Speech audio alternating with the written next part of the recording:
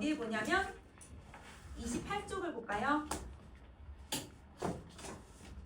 28쪽에 선생님이 여러분 1번 향가의 개념까지 했던 것 같아. 그치? 자, 여러분 향가는 무엇으로 표기하는 노래를 얘기했었지? 향찰. 그치? 그래서 향찰은 한자인데 한자를 우리말 화한 거라고 했었잖아. 그래서 의미 있는 여러분 어근, 즉 실질 형태에서는 뭘로 표기한다고 했어 얘들아? 한자에 훈. 그치? 훈. 의미. 그치? 그 다음에 형식 형태에서는 음으로. 그렇지. 그래서 훈차, 음차로 각각 나눠서 표기하는 방식이라고 했어요. 자, 그러면 우리 여러분 향가는 1학년 때 제망매가를 배웠기 때문에 제망매가랑 연결해서 기억해 주시면 돼요. 왜냐면 2학년 때도 제망매가가 나오는 학교도 있고 창기파랑가가 나오는 학교도 있고 모죽지랑가나 처용가가 나오는 학교가 있을 거야. 그래서 선생님이 우선은 이제 향가 다시 한 번만 복습을 한번 해보자. 향가는 여러분 기본적으로 내용적으로 봤을 때 되게 다양한 주제를 가지고 있어. 그래서 여러분 우리 이제 고대 가요는 집단적 주술시에서 개인적 서정시로 넘어가니까 주제가 좀 한정적이었거든. 그런데 얘는 민요도 있고요, 동요도 있고요, 토속 신앙에 대한 것도 있고, 임금님에 대한 이야기도 있고, 나라를 다스리는 노래도 있고, 화랑에 대한 노래도 있고, 불교에 대한 노래도 있어요. 그런데 되게 다양한 주제가 있지만 그래도 기본적으로 얘기하는 건 화랑과 그 다음 불교에 대해서 얘기를 해야 돼. 그치? 그래서 이번에다가 이런 화랑 정신과 그 다음에 불교적 기원 신앙심을 노래하는 게 제일 많다라고 정리해주면 되지. 자, 그 다음에 아직 이런 그 원시 종합 예술 형태에서 벗어난 건 아니야. 왜냐면 이 신라시대 때까지도 거의 고대거든 얘들아. 그래서 뭐랑 같이 전승될 수밖에 없냐면 춤은 사라졌지만 이야기랑은 그치 남아있어야지. 그래서 그 이야기를 우리는 배경설화라고 하죠. 그래서 배경설화와 같이 전승된다. 이렇게 정리해주면 돼. 자, 형식상 특징으로 한번 가볼게. 여러분 우리 형식상 특징은 여러분 향가는 세 가지의 갈래가 있었어. 어떻게 하냐면 줄수로 구분을 했었거든. 여러분 맨 처음은 네 줄짜리가 나오죠. 4구체. 그 다음에 이게 두 개가 덧붙여져서 8구체. 그 다음 10구체. 그치? 그래서 여러분 순서대로 한번 적어보자. 여러분 4구체 향가, 8구체 향가, 그 다음에 10구체 향가. 이렇게 구분을 해볼게. 자, 그러면 우리 고대 가요는 정읍사 빼고는 다 몇 줄로 되어 있었어? 네 줄. 그래서 사원사구체. 그치? 그래서 그 고대 가요가 그대로 누구한테 영향을 준 거냐면 얘한테 영향을 준 거야. 그래서 고대 가요의 사구체 형식이 여기 사구체 향가로 이어지고 이게 발달해서 8구체, 10구체가 됐다고 생각하시면 돼요. 그러니까 문학은 무조건 연계가 되는 거지. 자, 그러면 사구체 향가는 향가의 가장 초기 형태이고 이때는 여러분 아직 향찰이 적용되던 시기가 아니니까 구전이 되어야 돼. 그렇지? 그래서 얘는 구전이 되어 오던 민요나 동요를 기록해 놓은 노래라고 생각을 해주면 돼. 그러면 여러분 사구체 향가의 대표적인 작품이 서동요. 그 서동이랑 여러분 이제 여러분 선화공주에 대한 이야기를 다루고 있는 노래도 있고요. 그 다음에 여러분 우리 제망매가를 쓴 사람이 월명사거든. 이 월명사가 여러분 스님인데 이 스님이 여러분 이제 있을 때 나라에 갑자기 해가 두 개가 떴대. 해가 두 개가 떠서 이 해를 제발 사라지게 해주세요라고 하는 노래를 불렀거든요. 그게 도솔가예요. 그러면 도솔가라고 하는 노래도 유명하고. 그래서 이러면 등등등등등 사구체 향가들은 엄청 많다라고 생각해주면 돼. 자, 그러면 8구체 향가는 4구체랑 10구체 딱 사이에 있잖아요. 그래서 얘는 완전 과도기적 성격을 가지고 있어요. 4구체랑 8구체의 과도기적 성격을 갖고 있다. 그래서 이 8구체 향가는 지금 남아있는 게 두 개밖에 없어. 처용가랑 모죽지랑가야. 그래서 처용가라고 하는 노래, 모죽지랑가라고 하는 노래 이렇게 두 가지만 남아있다.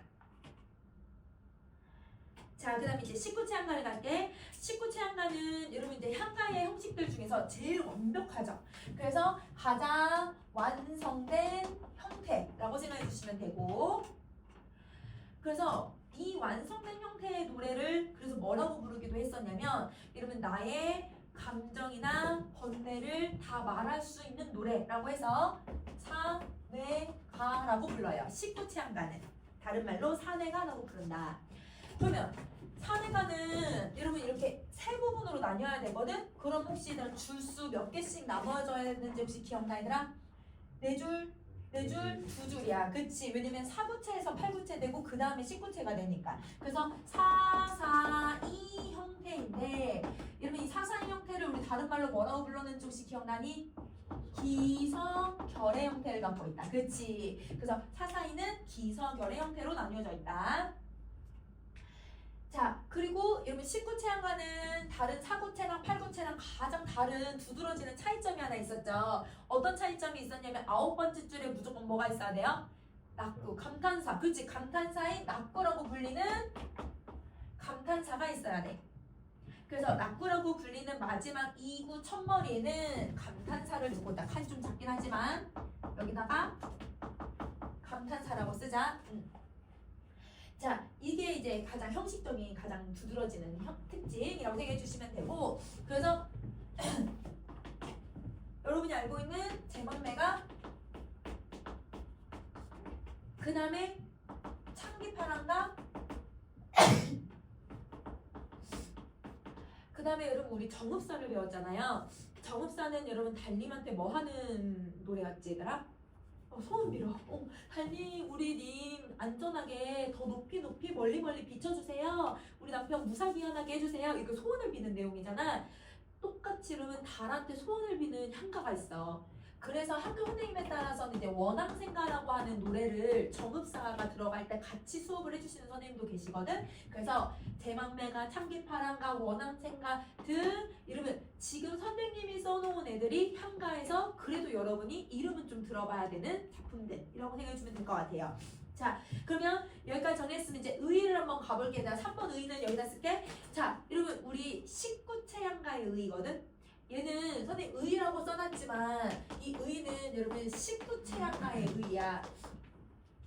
자, 우리가 이제 고대가요는 줄수가 정해져 있기는 했지만 정읍사는 또 형식이 너무 다르고, 그 다음에 또 여러분 해가 같은 경우는 또 4원 4구체가 아니라 7원 4구체거든요. 그러니까 얘가 형식이 완전히 4원 4구체라고 보긴 좀 어려워. 이게 정형시라고 보긴 어렵지. 왜냐면 작품이 3개만 똑같은 거거든. 그러니까 이거는 확장할 수는 없지만 19체험가들은 형식이 그냥 무조건 똑같단 말이야. 그러니까 우리나라의 최초의 형식이 정해진 정형시라고 생각해야지. 그치? 그래서 여러분 거기 최초의 정형시 19체험가는, 그리고 19체험가는 여러분 이제 3단 구성이기도 하고, 저 3단 구성에서 여러분 또 맨 앞부분에 형식 낙구가 공통된 형식이 정해져 있다는 점에서 누구에게도 영향을 줬다고 보냐면 시조에도 영향을 줬다고 보죠. 그럼 이제 여러분이 배운 것 중에서 시조의 근원서를 몇 개를 배운 거야 얘들아? 2개 배운 거야. 왜 2개야? 정읍사랑 그 다음에 19체험가. 그렇지. 그래서 시조의 근원서는 2개가 돼야 되는 거야. 자, 그 다음에 네 번째, 여러분 작가를 보면 3번이지? 3번 작가를 보자. 여러분 작가는 스님도 있고요. 그 다음에 화랑이 제일 많고요. 그 다음에 또 아까 주제가 되게 다양하다고 했잖아. 그래서 선생님이 다양한 여러분 이제 이 작가층을 딱 설명할 수 있는 단어가 있어.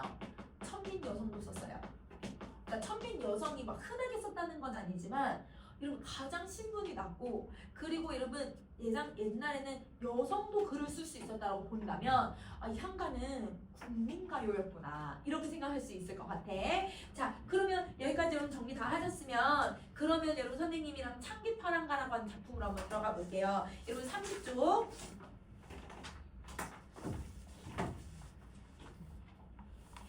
자, 여러분 30쪽에 선생님이 이제 이런 단어를 조금 미리 알려주기로 했잖아. 그래서 그거대로 한번 해석을 해볼 건데, 사실 여러분 선생님 31쪽에 현대풀이 넣어놓긴 했어요. 최대한 보지 마시고 여러분 선생님이랑 어떻게 해석을 해야 될지 이걸 한번 정리 한번 해보자.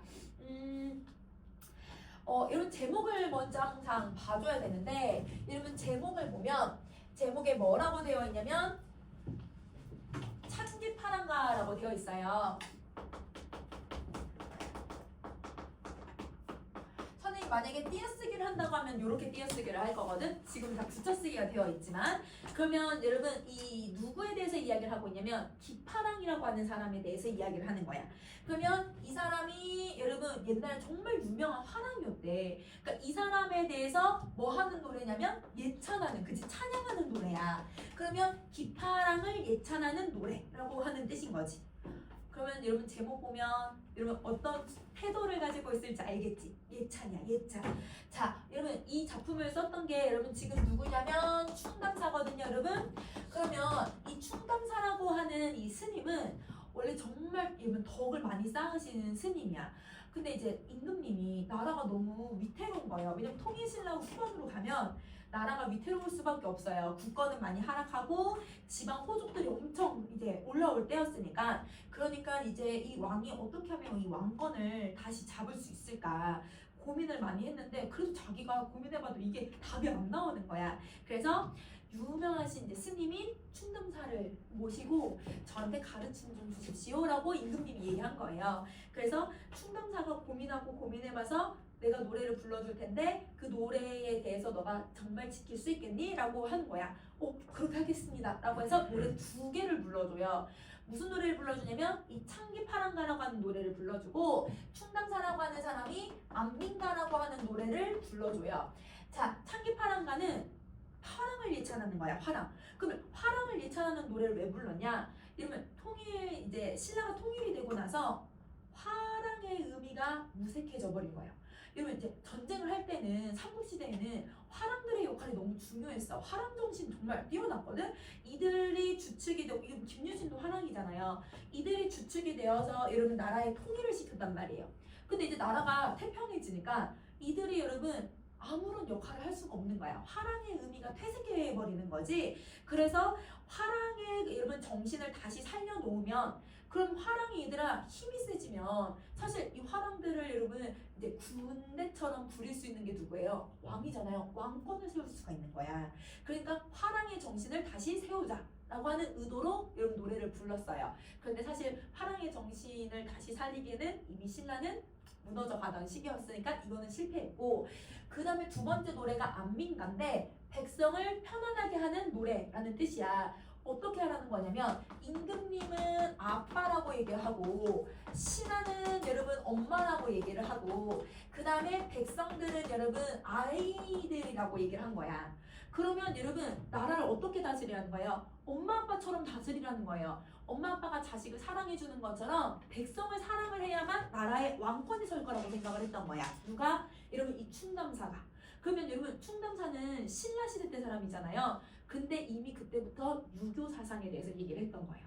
이런 고려가 돼서 광종이 유교를 이제 조금씩 들여오기 시작하면서 이 유교에 대한 정신을 얘기하기 시작을 했었거든. 그 이전부터 충담사는 이게 중요하다고 생각을 했었던 거야. 나라를 다스리려면 백성이 중심이어야 된다라고 하는 생각을 얘기했던 거죠. 근데 이미 왕권을 얘가 가질 수가 없는데 어떻게 여러분 이제 엄마 아빠를 챙기겠어요? 엄마 아빠처럼 챙기겠어? 이것도 사실 될 수가 없었던 거지. 근데 이 2 노래가 그 당시에 충담사가 얼마나 열린 생각을 가지고 있었는지를 보여주는 노래야. 그러면 기파랑을 어떻게 예찬하고 있는지 우린 찾아주면 되는 거지? 한번 해석을 해보자. 자, 원래 여러분 이 노래가 여러분 시구체험가는 사사이의 형식을 갖고 있다고 했잖아요. 근데 이 노래가 아까 얘기했듯이 통일신라 거의 마지막 느그막히 이제 불렸던 노래다 보니까 형식이 조금 벗어나요. 그래서 이 노래는 사사이의 형태가 아니라 3, 5, 2의 형태가 돼요. 형식이 조금 벗어났어 얘들아. 그러면 선생님이 지금 여러분 이렇게 표시해 줄 거야. 그러면 여러분 한번 표시해 보자. 1번부터 여러분 3번까지가 기. 그 다음에 4번부터 여러분 이제 8번까지가 서가 되겠지? 그 다음에 9번부터 여러분 10번까지가 결이 된다 라고 생각해 주시면 될 것 같아요. 기서결이야, 기서결.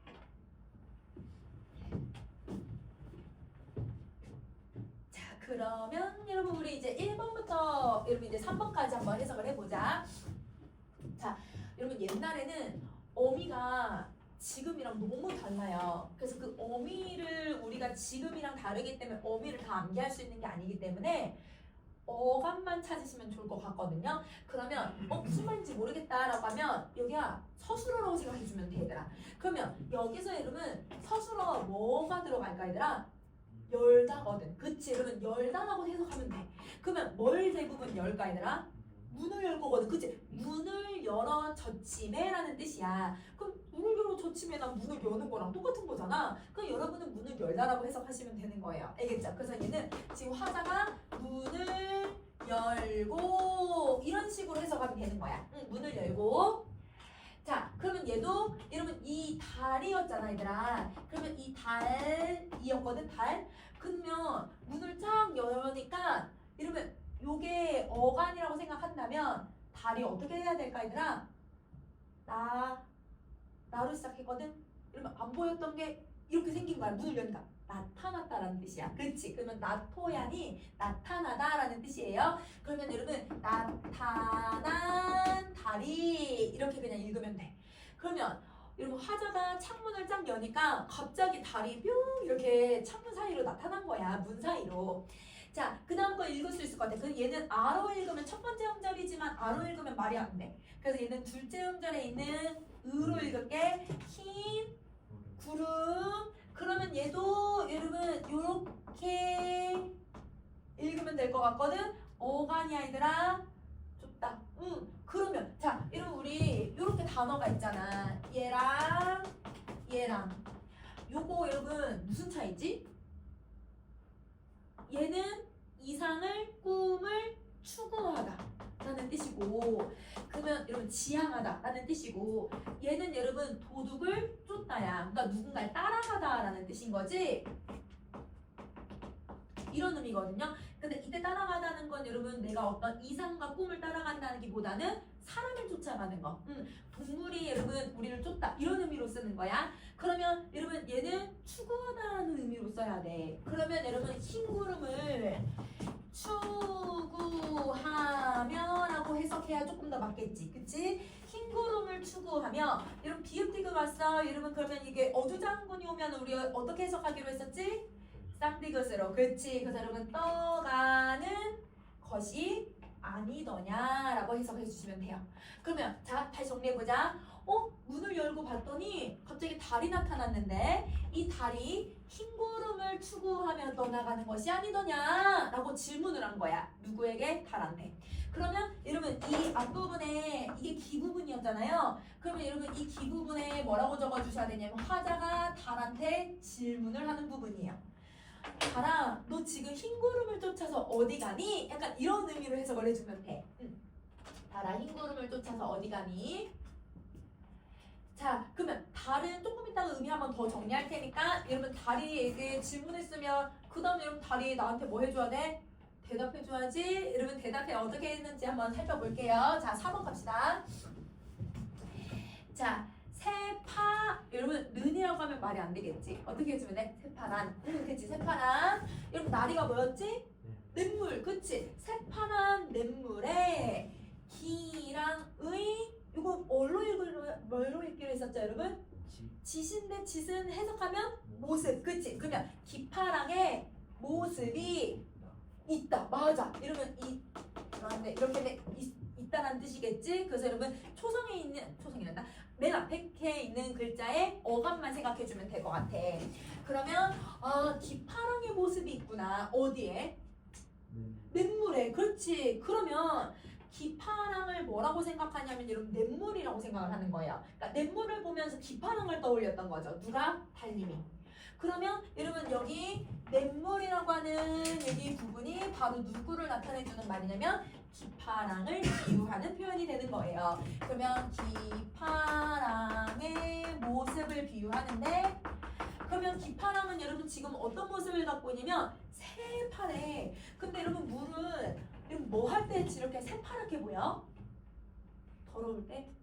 깨끗할 때. 그치? 그래서 기파랑의 깨끗한 인품을 비유할 때 쓰는 표현인 거예요. 그래서 기파랑의 깨끗한 인품을 냇물에다 비유를 하고 있구나. 이렇게 생각을 해주면 돼. 그래서 여러분 달님이 하늘 위에서 봤더니 이 냇물에 기파랑의 모습이 있네. 이렇게 생각을 한 거지. 자, 그 다음에 이로부터 여러분 이게 뭐였지? 냇물 의 무슨 다는 뜻이었어 얘들아?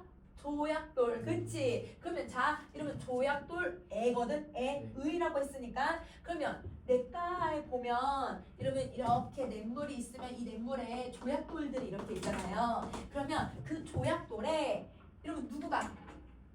기파랑 이 그다음에 여러분 국에만 적용할 거야. 지다샤온인데 여러분 그러면 여러분 얘는 초성 미안해. 그러면 이거의 어간이 뭐지? 진이다야. 그치? 그러면 여기로부터 여러분 이 냇물에 조약돌에 기파랑이 진이신 가지고 있던 마음의 이거 뭐였지? 그치? 끝을 쫓고 있구나. 그치? 아까 쫓다는 추구하고 있구나. 이렇게 해석하면 돼요. 그럼 다시 해석해보자. 여러분 새파란 냇물에 기파랑의 모습이 있네. 근데 그 냇가 옆에 조약돌이 있는데 그 조약돌이 이 기파랑이 가지던 뭐가 있다 얘들아? 마음의 끝이 담겨 있다는 거야. 그러면 여러분 이 기파랑에 얘들아 마음이 어디에 담겨져 있다고 생각하냐면 조약돌에 담겨져 있다고 생각한 거예요. 그럼 이 조약돌도 기파랑의 모습이라고 생각을 한 거지. 마음이 담겨져 있다고 했으니까. 그러면 기파랑의 마음을 왜 조약돌에다 비유를 했을까? 여러분 조약돌은 뾰족뾰족해 아니면 둥글둥글해? 둥글둥글해. 아마 되게 원만하고 여러분 좀 이렇게 포용적인 사람이었던 것 같아요. 그러면 여러분 이거는 원만하고 포용적인 성격을 가지고 있었을 거고, 그 다음에 여러분 돌멩이 조약돌이어도 맞으면 아파? 아파 얘들아. 단단하거든? 그러니까 이 사람은 되게 원만하지만 강인하고 단단했던 사람이었던 것 같아. 그래서 강인함. 이 인품을 기파랑에다가 비유를 한 거예요. 기파랑을 이 조약돌에다 비유를 한 거예요. 자, 그러면 여러분 여기 4번부터 여러분 8번까지가 여러분 서부분이었고, 이 서부분은 여러분 누가 얘기하고 있냐면 달이 대답을 하고 있는 부분이었거든. 자, 그러면 달은 흰 구름을 쫓아갔던 거야? 아니면 기파랑을 쫓는 거야? 기파랑을 쫓고 있다라고 생각해 주시면 돼요. 그러면 기파랑을 쫓고 있는 모습을 얘기하고 있구나. 자, 그러면 달림조차도 얘들아, 그 하늘에 있는 달림조차도 기파랑의 인품에 반해서 기파랑을 쫓아다니고 있대. 그러니까 이제 화자가 무슨 생각을 하냐면 9번, 10번 생각을 한 거야. 자, 그럼 9번, 10번을 한번 볼게. 여러분 아은은 여러분 뭐가 쓰인 거지? 감탄사. 그치, 낙구가 쓰인 거죠. 자, 이거 낙구. 자, 가지가 높아서 여러분 선생님 저번 시간 잣나무도 설명했을까?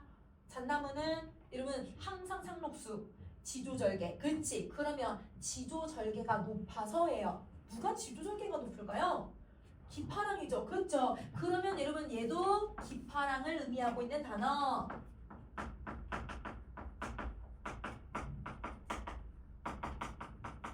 그러면 기파랑에 여러분 선생님이 이제 지조절개라는 말로 써도 되지만 고결하다라는 말을 쓸게 얘들아. 고결한 인품을 가지고 있구나. 기파랑의 모습은 고결한 모습을 가지고 있다. 자, 이 지조절개가 너무 높아서 서리도 몬누울. 왜냐면 소리 나는 대로 읽으면 몬누울 화판이여 라는 뜻이에요. 그럼 자, 서리는 여러분 우리 고전시가에서 뭘 의미한다고 얘들아? 실현고난. 그치? 근데 여러분 선생님 의미 좀 두 개만 더 쓸게. 여러분 이 사람은 여러분 고결하고 원만한 성격에 깨끗한 성격이니까 아마 여러분 불의를 보면 참지 못했었던 것 같아. 그래서 이게 대립되는 거거든. 그래서 불의, 그리고 우리가 인생에서 살다 보면 어떤 역경을 겪게 되잖아요. 그래서 실현, 고난, 불의, 역경의 의미를 서리에다 표현을 한 거예요. 그럼 자, 여기서 여러분 기파랑을 상징하고 있는 잣나무는 무슨 색으로 표현할 수 있어 얘들아? 상록수야? 푸른색. 그렇지? 그러면 얘는 푸른색으로 표현할 수 있는 거고, 부정적인 시어인 서리는 여러분 눈이랑 비슷하거든? 그러면 여러분 서리랑 눈은 무슨 색으로 표현할까? 흰색, 하얀색. 그치? 그래서 얘를 흰색이라고 표현을 한다면 얘가 긍정적인 시어, 얘는 부정적 시어. 근데 색깔이 딱 도드라져 보이는 거니까 그러면 여러분 뭐가 써야 돼요? 그렇죠. 색채 대비가 써야 돼요. 색채 대비를 쓰고 있다. 자, 그 다음에 여러분 여기서 화판이라고 하는 단어가 들어가잖아. 자, 이 화판이라고 하는 단어는 원래 이제 화반인데 여러분 이제 화판이라고도 읽기도 하고 화반이라고도 읽기도 해요.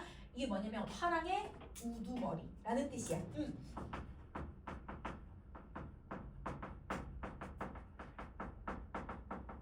근데 여러분 화랑의 우두머리가 누구야?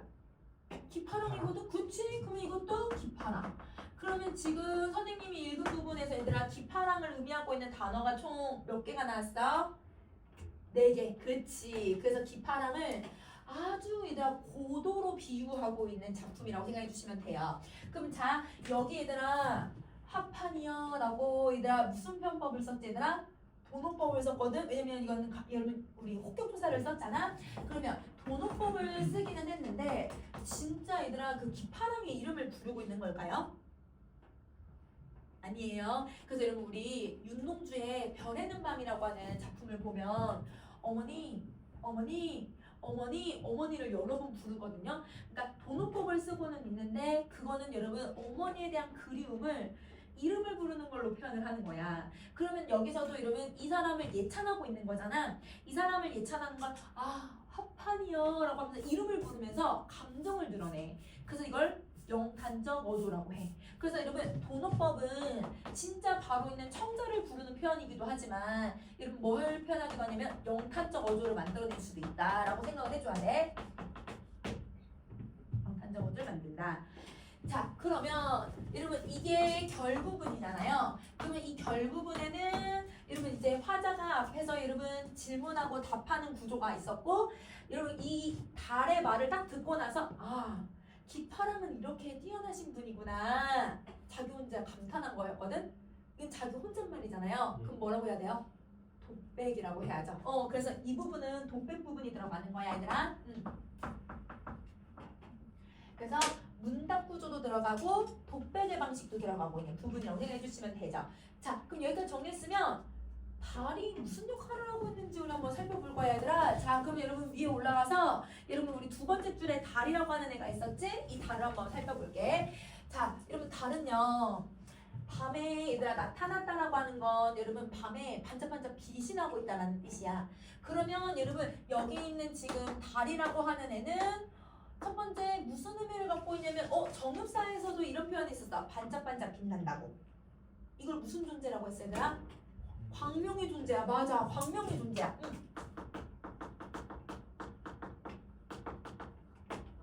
광명의 존재가 되고요. 나타났다라고 표현을 했으니까. 그리고 이런 여러분 광명의 존재조차 기파랑을 우러러 봐요. 그래서 여러분 얘는 여러분 우러름의 대상이기도 하고 그리고 여러분 이제 학교 선생님마다 조금 다르시긴 한데 이것조차도 기파랑이라고 설명하시는 선생님도 계세요. 이 달이라고 하는 것도. 그래서 달이 기파랑인 자신을 추구한다 이렇게 설명하시는 선생님도 있어서 근데 아닌 선생님도 계셔가지고 근데 문맥적으로 봤을 땐 달이 얘들아 기파랑일 수는 없잖아요. 그래서 선생님이 여기는 이제 참고로 이걸 기파랑이라고 쓰기는 할 건데 기파랑이라고 보는 선생님도 있고 아닌 선생님도 있다 라고 생각을 해주면 돼. 그래서 선생님은 딱 반반으로 설명을 할게요. 왜 그러냐면 여러분 이게 지금 여러분 양조동 교수님의 해석이에요. 근데 우리가 이제 향가의 대가가 두 분이 계셔. 서울대 김한준 교수랑 그 다음에 이제 고대 양조동 교수님이 계신데 서울대와 고대의 싸움이랄까? 그 두 분이 여러분 조금 이제 조금 해석이 좀 다르세요. 그래서 여러분 김한진 해석에는 달이 기파랑이에요. 완전히. 그런데 양주동 교수의 해석은 여러분 이게 달과 대화를 나누는 대상이야. 그러니까 좀 해석이 다르지. 그래서 학교님들께서는 이걸 이제 묶어가지고 이 달도 기파랑이다 라고 설명하시는 경우도 있는데 그게 잘못된 건 아니야. 왜냐면 해석을 얘는 완전히 지금 법칙이 만들어진 건 아니기 때문에 다른 해석들도 되게 많거든요. 그래서 얘는 선생님이 두 가지 다 설명을 할게. 그럼 여러분은 그냥 우선은 다른 광명의 존재 정도까지만 알면 되고 아까 4개 있었지? 그 4개는 여러분 기파랑이라고 생각해주면 될 것 같아. 자, 그러면 여러분 옆에 정리 한번 해보자. 자, 여러분 우선은 작가는 사자로 끝났잖아. 얘들아 충담 사, 월명 사. 사로 끝나면 여러분 무조건 누구? 측면. 그렇지. 자, 그 다음에 화자를 한번 분석을 해보면 화자는 여러분 나와요 안 나와요? 나는 나오지는 않는데 기파랑을 좀 따르려고 하는 사람인 것 같아. 그치? 우선 이면적 화자고 작품이 밖에 있는 거고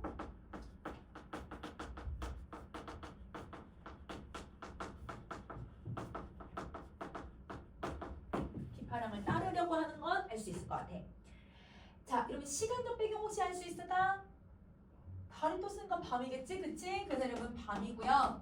그 다음에 공간적 배경은 여러분 문을 열고 나가서 뭘 보고 있냐면 나리를 보고 있는 거거든요. 나리 근처에 대해서 얘기를 했으니까 그러면 선생님은 우선 나리라고 할게.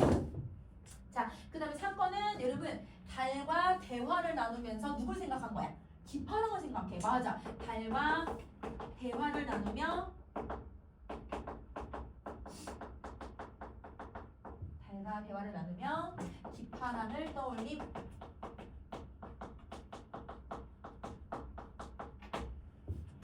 자, 그러면 여러분 기파랑의 뛰어난 인품들을 계속 언급을 했으니까 여러분 무슨 태도 나와야 돼요? 예찬이죠. 자, 근데 선생님 태도 하나 더 찾을게요. 이 기파랑은 이미 세상을 떠난 지 한참 전에 떠난 지 한참 된 사람이야.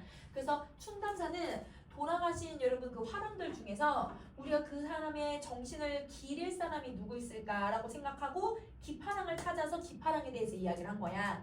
죽은 사람을 떠올린 거거든 얘들아. 그러면 죽은 사람을 떠올리는 걸 우리는 뭐라고 하냐면 추모한다라고 얘기를 해. 그래서 여기는 추모의 성격도 들어간다라고 생각해주면 돼. 알겠지? 그래서 여러분 죽은 사람을 떠올리는 건 추모의 생각이야. 그러니까 그리움을 얘기하는데 그리움을 다른 말로 추모라고 하는 거지. 그러면 이 글의 주제는 근데 여러분 약간 추모하고 약간 슬퍼하는 게보단 이게 조금 더 강하잖아요. 그래서 기파랑을 예찬하는 거. 이게 주제.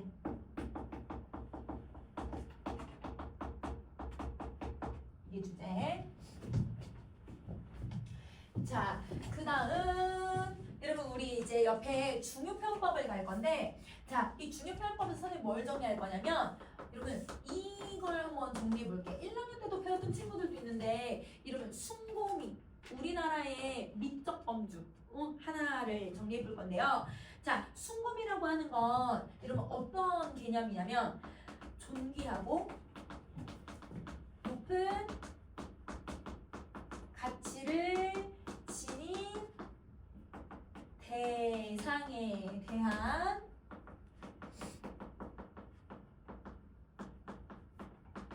숭배 태도가 들어가 있는 여러분 그런 작품들을 숭고미를 갖추고 있다라고 설명을 해.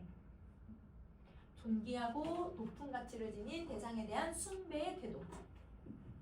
자, 그러면 지금 여러분 창기파랑과는 누구를 지금 숭배하고 누구를 여러분 지금 찬양하는 거야? 기파랑. 그렇지. 그래서 여러분 이런 게 있고요.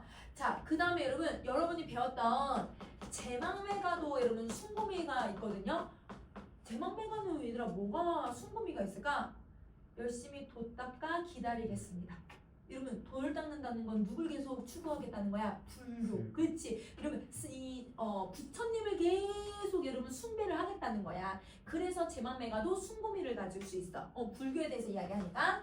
그러면 여러분 우리 또 배웠던 작품 있어. 수의 비밀.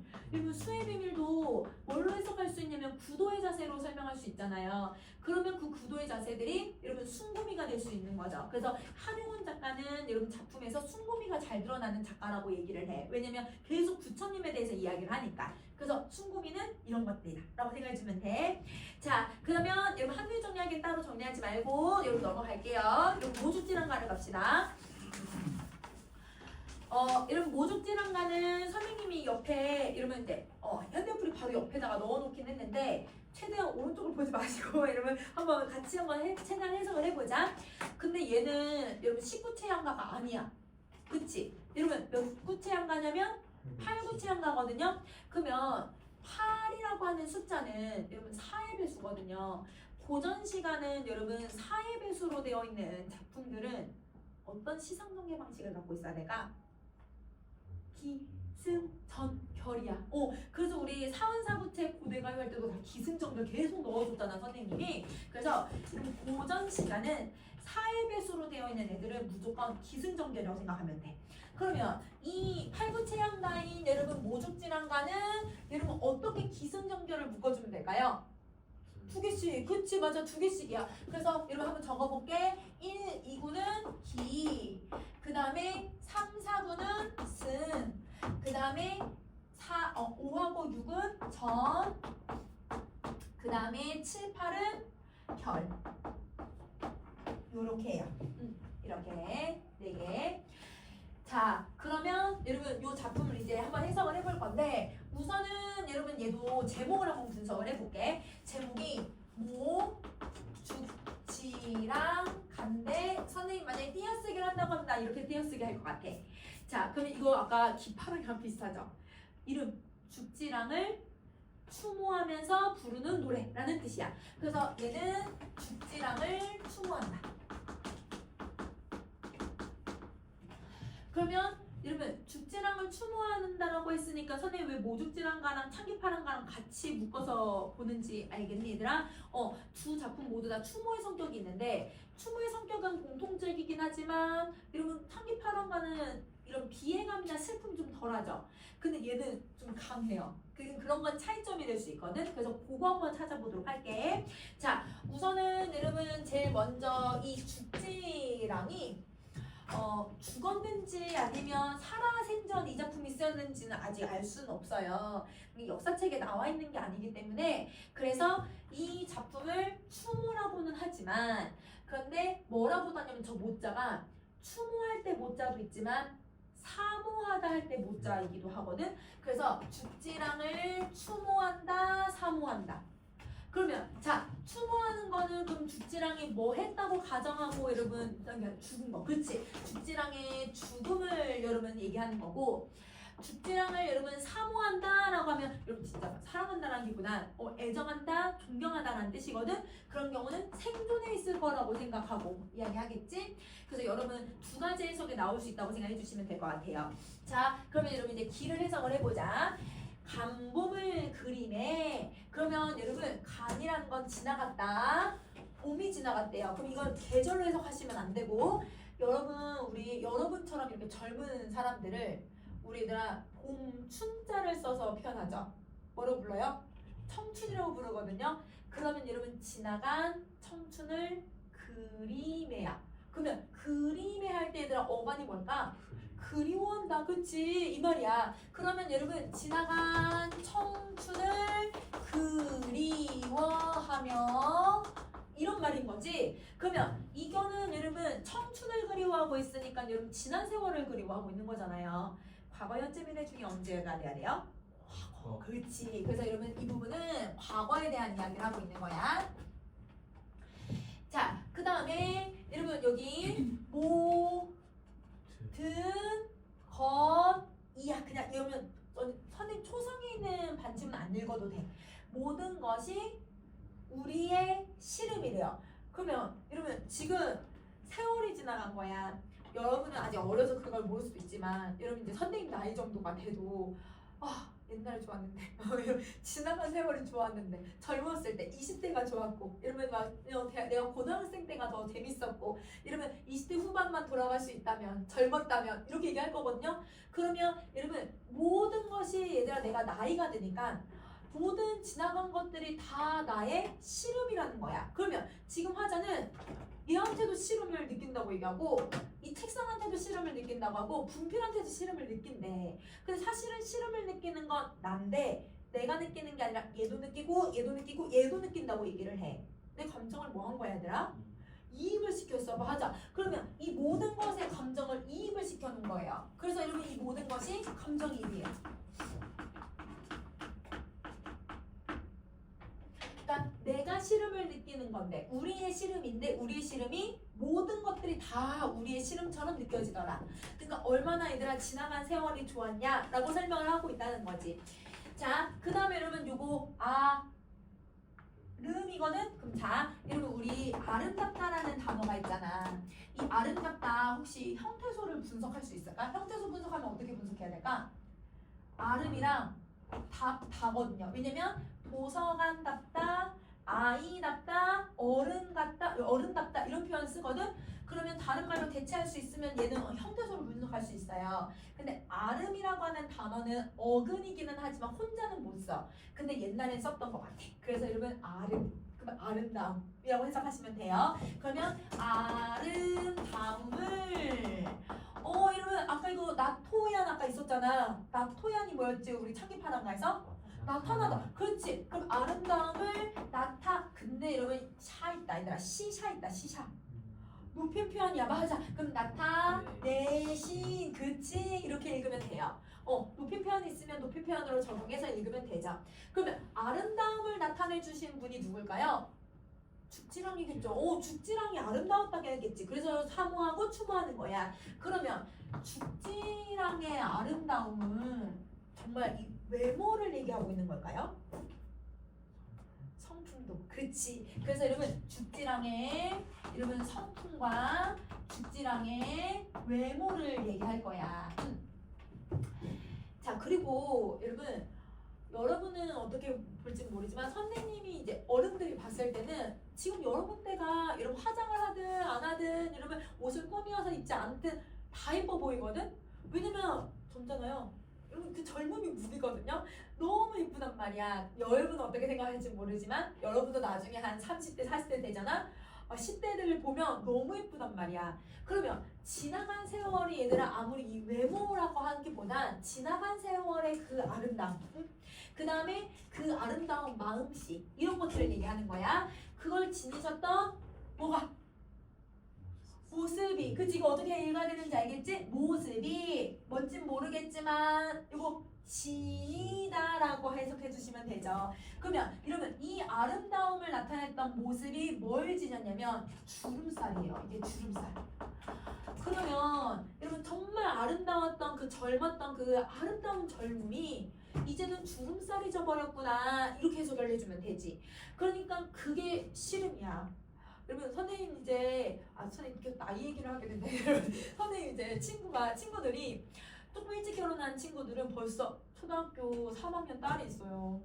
초등학교 3학년이에요. 이번에 이제 친구들을 만났거든요. 그 친구를 만나서 초등학교 3학년 됐고 또 이제 어떤 친구는 여러분 이제 둘째 애기 낳아가지고 애기 데리고 왔어요. 그 다음에 또 이러면 어떤 친구들은 이제 얘들아 또 뭐 나이가 이제 우리가 이제 어느 정도 있으니까 막 얘들아 이런 거 보면 난 뭐 하고 있지? 저는 이런 생각하는 거야.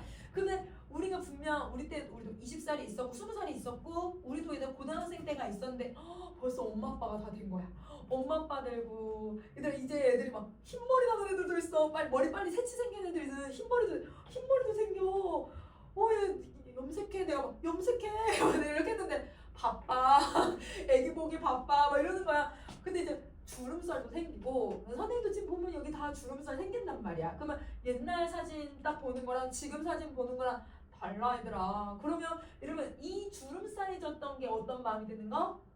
세월이 흘렀구나 이런 마음이 드는 거예요. 그러면 여기에서 여러분 화자는 어떤 시름을 느끼는 거냐면 세월이 흘러가는 것과 그 다음에 나이가 드는 거 있지. 나이가 드는 서러움을 이걸 시름이라고 표현하고 있는 거야. 근데 자 이러면 나이가 들고 그 다음에 이러면 세월이 흘러가면 이게 여러분 시간이 벌써 이렇게 흘렀단 말이야. 우리가 이렇게 젊었을 때가 있었는데 벌써 이렇게 됐단 말이야. 이런 마음이 들거든 얘들아. 그럼 인생에 덧없음들을 느껴요. 이렇게 세월이 빨리 흘러가네. 그러면 인생의 덧없음을 여러분 우리 네 글자로 뭐라고 해요? 인생무상이라고 해요. 맞아요.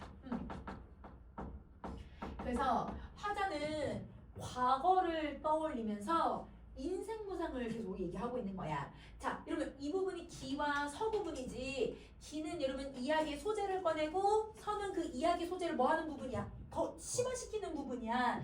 자기 과거의 시름을 꺼내고 그걸 더 심화시키는 부분이라고 생각하면 되는 거예요. 알겠죠? 자, 그 다음에 여러분 이제 선생님 전 부분으로 갈게요. 근데 얘들아 저는 어떻게 돼야 돼 얘들아?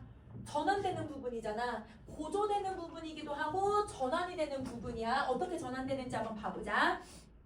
눈을 돌칠 사이에 이러면 눈 돌친다라는 게 해석이 좀 많이 있거든요. 여기는 선생님이 눈 돌린다라고 하는 의미인데 이거는 눈을 깜빡이는 사이에. 그럼 여러분 이런 표현이 있어. 우리 관용적 표현 중에 눈 깜빡하니까 벌써 내가 30살이네. 눈 깜빡하니까 벌써 1년 지났네. 이런 표현이 있거든요. 관용적 표현이. 눈 깜빡한다는 게 뭐예요? 이게 아주 짧은 시간이잖아요.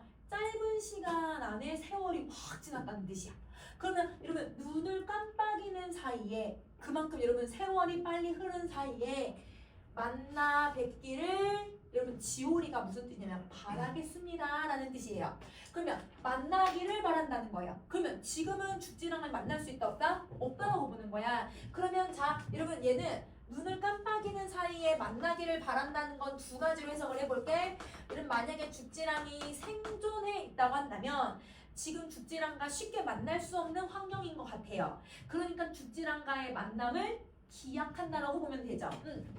죽지랑과의 만남을 기약한다라고 생각하면 되고, 근데 여러분 만약에 죽지랑이 죽었다고 본다면 여러분 죽은 사람 다시 만날 수 있어 없어? 그건 없거든. 그래서 눈을 감아야만 보일 수 있다고 생각하는 거야.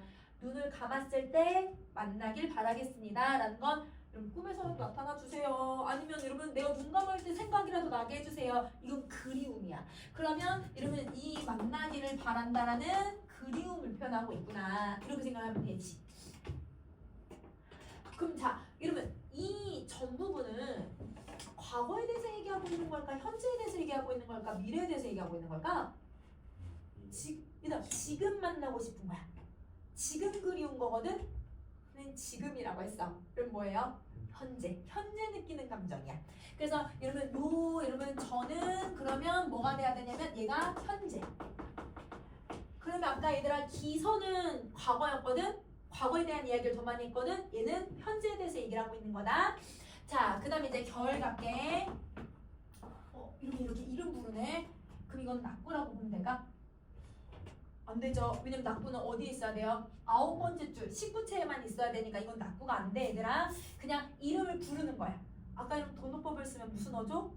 영단적 어조. 그렇지. 그래서 여러분 이름을 부르는 방식으로 영단적 어조.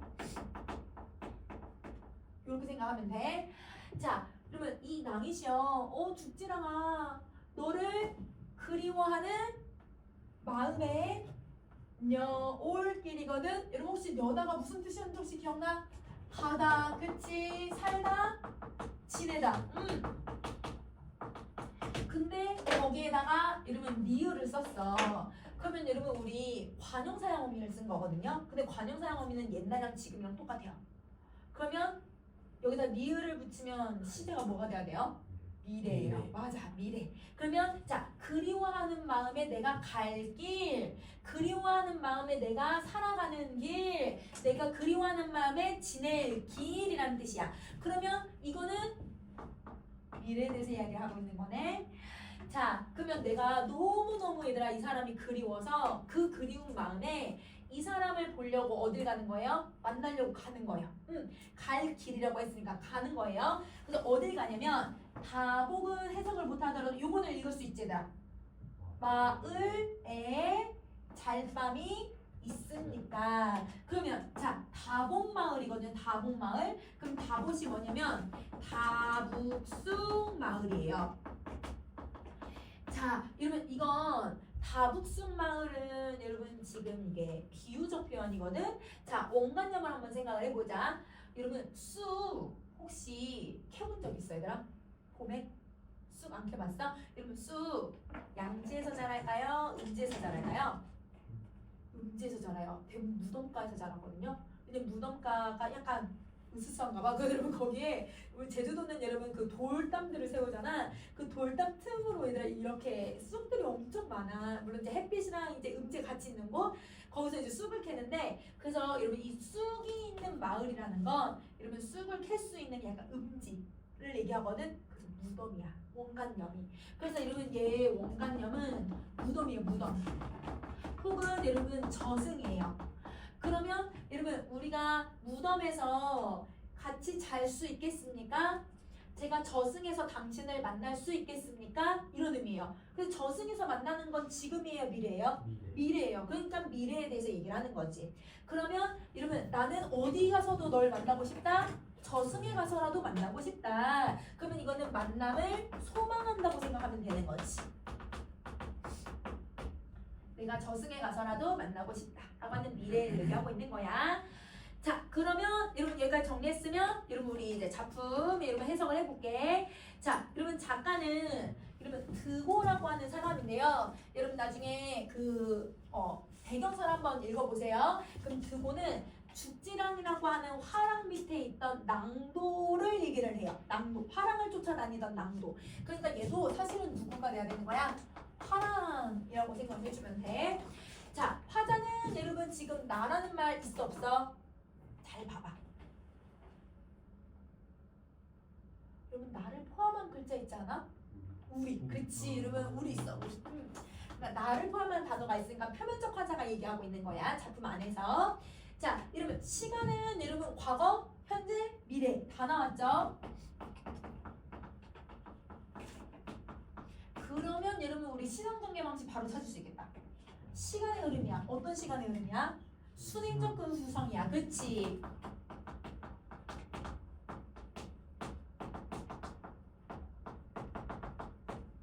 순행적 구성을 얘기해요. 자, 여러분 공간은 다북순마을이라고 하는 곳이 나왔지만 그거는 저승을 내가 이제 가상을 해서 얘기한 거니까 구체적인 지금 현재 공간이 나오지는 않았어. 자, 여러분 사건은 여러분 지금 내가 누굴 추모해? 죽지랑을 그리워해. 그치?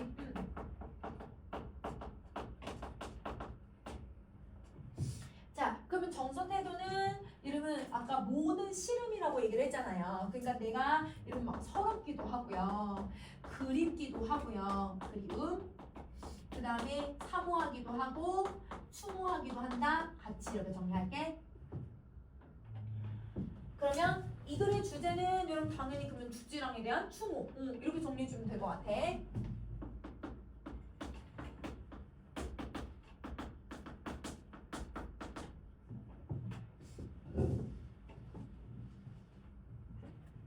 자, 그러면 여러분 이제 중요 표현법을 한번 갈 건데 중요 표현법은 여러분 우리가 인생무상이라고 하는 감정이 나왔잖아. 그러면 이 인생무상에 대해서 조금 선생님이 설명을 할게요. 자, 여러분 우리가 아까 어떤 상황이니까 여러분 인생무상이라고 하는 태도가 나왔어? 세월이 흘렀어. 나이가 들었잖아. 그치? 그래서 여러분 세월이 너무 빠르게 지날 때 우리는 인생무상을 대부분 느껴요. 어떤 인간이든. 그 다음에 두 번째, 내가 나이가 들어가는 것을 느낄 때 인생무상을 느껴요. 아, 내가 벌써 나이가 이렇게 됐구나. 이런 생각들이 인생무상인 거야. 자, 그 다음에 여러분 세 번째, 죽지랑은 지금 죽은 상태잖아. 그러니까 여러분 죽음에 대해서 이야기를 할 때도 인생무상을 느낄 수 있어. 그래서 여러분 쟁반매가에서 누이가 죽었을 때 여러분 내가 누이가 어디로 갔는지 알 수 없을 때 그때 인생무상 나왔거든요. 요거 때문인 거예요. 자, 그 다음에 네 번째, 여러분 우리가 나라가 망했을 때도 인간이 어찌 할 수가 없으니까 인생무상을 느껴. 망국. 자, 그 다음 마지막, 이러면 세속적 가치거든. 세속적 가치와 관련되어 있을 때 인생무상을 느끼게 되는데, 이러면 재산이라는 거나 아니면 명예라고 하는 거나 권력은 있을 수도 있고 없을 수도 있잖아요. 없다가 새로 있다가 없어질 때. 권력을 다 가지고 있던 사람이 권력을 다 빼앗겨서 이다 내려왔을 때 그만큼 덧없는 게 없어. 이 권력이라고 하는 게. 그 다음에 없다가 생겼을 때도. 왜냐면 내가 그렇게 고생할 때까지는 하나도 얻지 못했는데 이렇게 일확천금을 한 번에 얻어? 내가 지난 삶이 뭐였지? 이런 생각이 든다는 거야. 그래서 세속적 가치는 있든 없든 인생무상을 느낄 수밖에 없다. 이렇게 생각해주면 될 것 같아. 자, 얘는 한누이 전략이 얘도 정리할 건 따로 없으니까 중요 표현법까지 정리해주시면 될 것 같아요. 자, 그러면 여러분 우리 잠깐 쉬는 시간 하고 선생님이 우리 이제 30년대까지의 얘들아 시를 정리했거든. 그래서 이제 우리 30년대까지의 소설들을 조금 정리해 볼 거야. 그래서 우리 잠깐 쉬는 시간 하고 이어서 할게요.